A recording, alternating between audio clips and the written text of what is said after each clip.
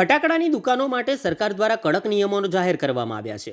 હવેથી 500 ચોરસ મીટરથી નાની દુકાનોને પણ ફાયર એનઓસી ફરજિયાત લેવી પડશે. ફટાકડાના પરવાના ઇસ્યુ, રિન્યુઅલ અને ઇન્સ્પેક્શન વખતે ફાયર સેફ્ટી એનઓસી ફરજિયાત છે. ફાયર વિભાગ, પોલીસ તંત્ર અને ફટાકડાના વેપારીઓ સાથે તાલીમ યોજવામાં આવી હતી. ગુજરાત સરકારના ગૃહ વિભાગે દિવાળી પહેલા ફટાકડાની દુકાનો માટે ફાયર એનઓસી ફરજિયાત કરી છે. દિવાળી તહેવાર પહેલા જ ગુજરાત સરકારના ગૃહ વિભાગે ફટાકડા વેચાણ કરતી દુકાનોને લઈને કડક નિયમો જાહેર કર્યા હતા. મોટા પ્લોટ કે ગોડાઉન ઉપર ફાયર સેફ્ટી નિયમો વધુ લાગુ પડતા હતા, પરંતુ હવે સરકારના નવા નિર્ણય મુજબ નાની દુકાનોને પણ છૂટ નહીં મળે.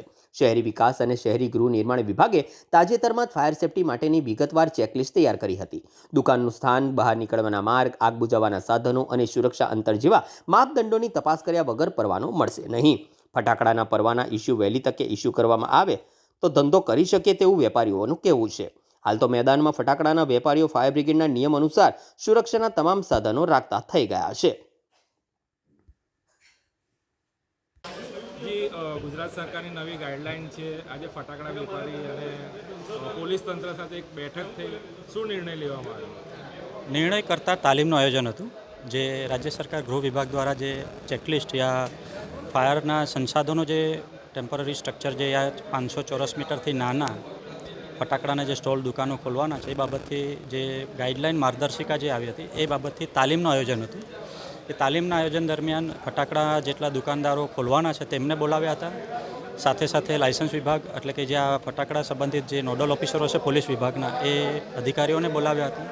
અને આ સંયુક્ત એક તાલીમનું આયોજન હતું, જેમાં જે ફાયરના સંબંધિત જે ગાઈડલાઇન આવી છે એ ફાયર ડિપાર્ટમેન્ટ અમારા દ્વારા, વડોદરા ફાયર ઇમરજન્સી દ્વારા તાલીમનું આયોજન કરી એમને યોગ્ય સમજ પૂરી પાડી.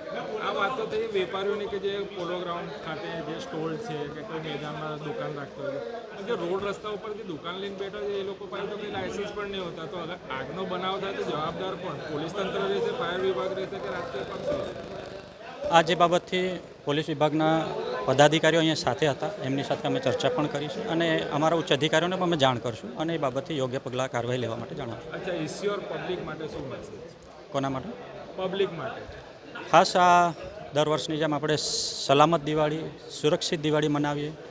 ખાસ ધાબા, છત જે છે તેના ઉપર કોઈ કચરો કે એવા બધા ના રાખીએ, સાફ સફાઈ રાખીએ, આસપાસ બધું સાફ સફાઈ રાખીએ.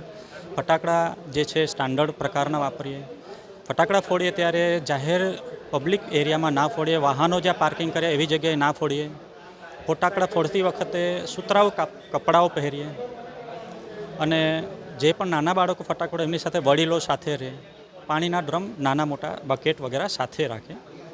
તો એ પ્રકારે જેટલા સલામતી, સુરક્ષિત રીતે આપણે ફટાકડાઓના તહેવાર ઉજવીએ એ મુજબ માર્ગદર્શન. ટોટલ કેટલા વેપારી? અત્યાર સુધી અરજીઓ જે છે પોલીસ વિભાગમાં આવતી હોય છે, લાયસન્સ વિભાગમાં, અને લાયસન્સ વિભાગના માધ્યમથી અમારી પાસે ફાયર ડિપાર્ટમેન્ટમાં અરજીઓ આવતી હોય છે. ગઈકાલે ચેક કર્યું તો 7 જેટલી અરજીઓ આવી છે અને વધુ અરજીઓ જેમ જેમ આવશે અમે સ્થળ તપાસ કરશું. અચ્છા, આનો પ્રોસેસ શું હોય?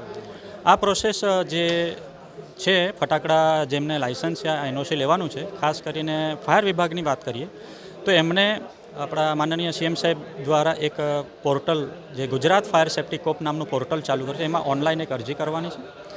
એમાં ટેમ્પરરી સ્ટ્રક્ચર, જે ફાયર સેફ્ટી સર્ટિફિકેટનું હોય છે એ લેવા માટે એમાં એપ્લિકેશન, લાયસન્સ વિભાગ દ્વારા જે અરજીઓ આવી હોય એ, ઇલેક્ટ્રિક ફિટનેસ સર્ટિફિકેટ, યા જે જમીન પ્લોટ પર જે ભાડા કરાર યા જમીન પર દુકાનો ખોલવા એના પ્રમાણપત્રો, ફાયરના સંસાધનો જે વસાવવાના હોય એમના પ્રમાણપત્રો વગેરે અપલોડ કરવાના છે. સાથે સાથે હાર્ડ કોપી પણ અમારે ઓફલાઈન સબમિટ કરવાની છે અને સૂચનો મુજબ ત્યાં પાલન કર્યા હશે અમારે સ્થળ તપાસ થશે અને ઓનલાઈન અરજી અને ઓફલાઈન અરજીના માધ્યમથી અમે ઇન્સ્પેક્શન, સ્થળ તપાસ કરી એમને ફાયર સેફ્ટી સર્ટિફિકેટ આપીશું. અચ્છા, કેટલા દિવસના પ્રોસેસ? આ પ્રોસેસ અરજી લાયસન્સ વિભાગથી આવશે, એટલે એમાં તો ઓલમોસ્ટ બધા જ ડોક્યુમેન્ટ આવી જતા હોય છે અને ઓનલાઈન અરજી કરવા માટે કોઈ સમય લાગતો નથી. અપલોડ કર્યા, અમારી પાસે પોર્ટલ પર આવ્યું અને અમે સ્થળ તપાસ કરી અને એમાં ત્યાં સૂચનોનું પાલન કર્યું છે, ફાયર સર્ટિફિકેટ આપી દઈશું.